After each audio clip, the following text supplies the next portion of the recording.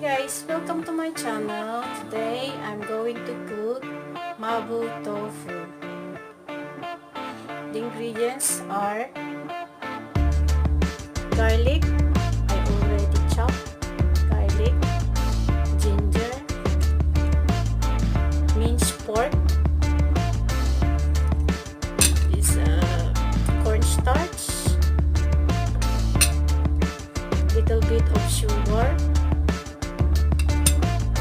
spring onion, then this is sesame oil,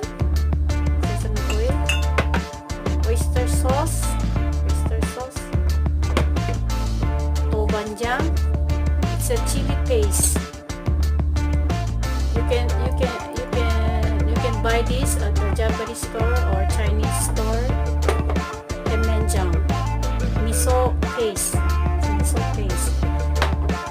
and hot water, and a little bit of water to dissolve the cornstarch.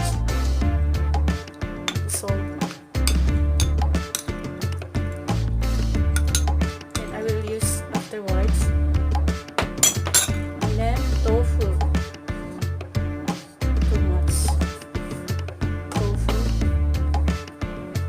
And then now we start to cook.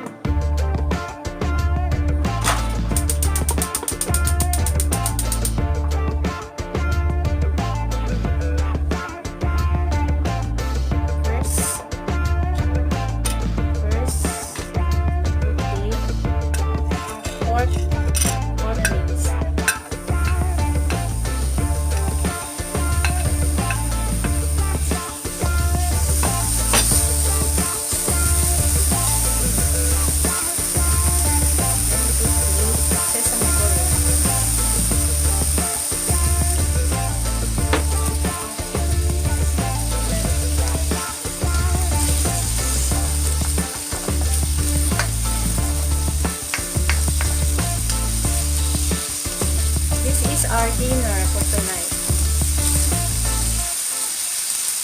My son loves this Mabou Toufu.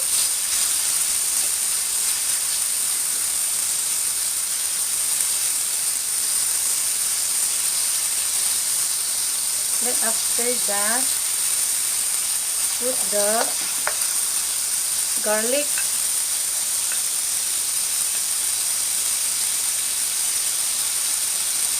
the garlic,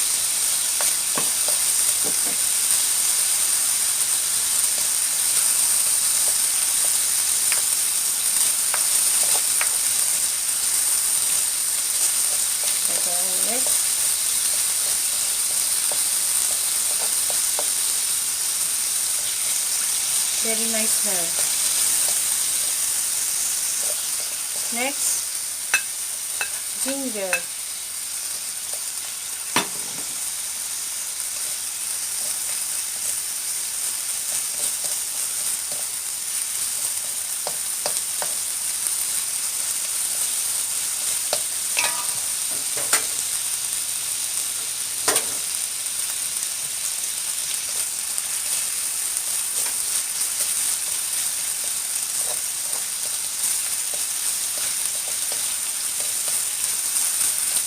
Gigisa-gisa lang ito.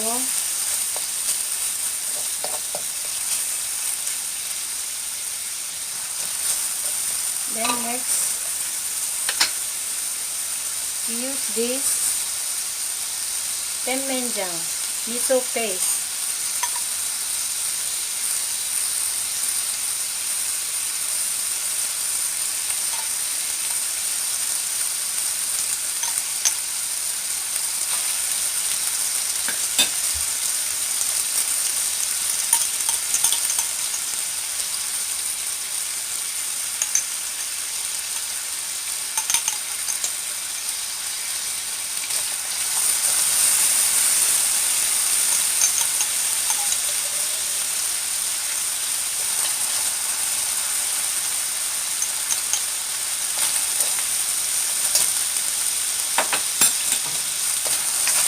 Bango na. Very nice smell.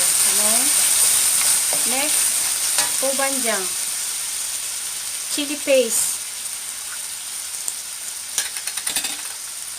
a little bit, because it's very hot, hot and spicy. Put a little bit.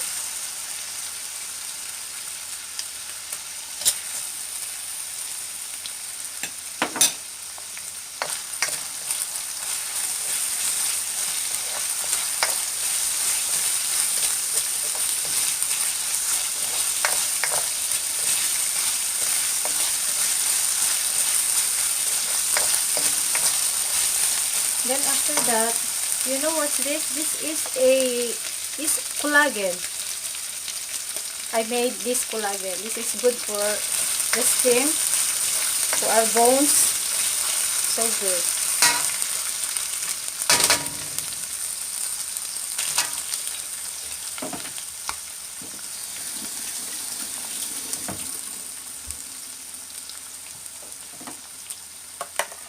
This is a collagen, you know, good for the skin and for the bones.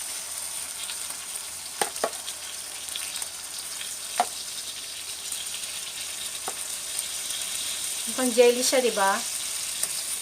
Collagen ho yan. I love the natural way.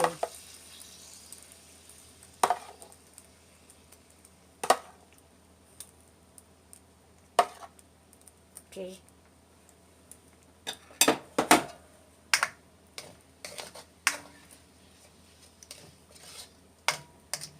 And then next, do you know what's this? Torigara soup.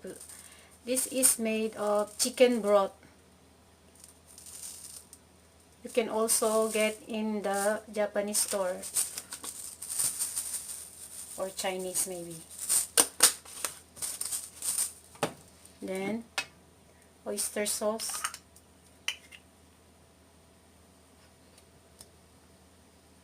Okay, just a little bit. 1 spoon.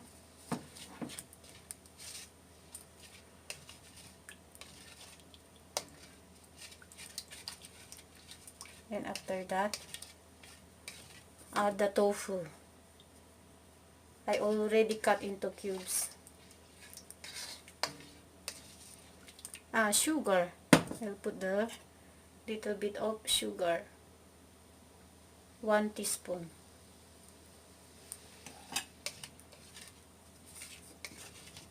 Then after that, put all the tofu. Remove the excess water.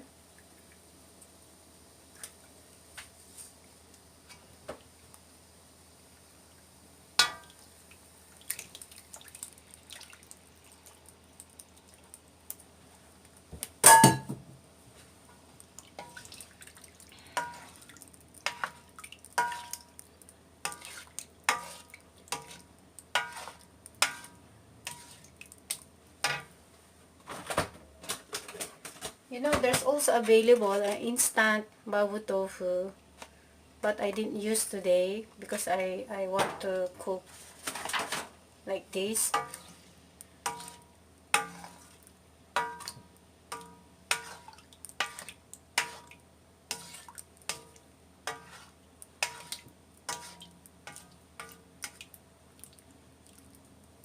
And then cover for a while.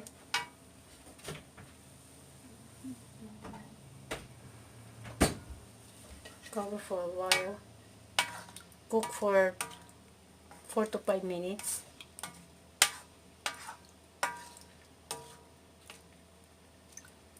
And then cover it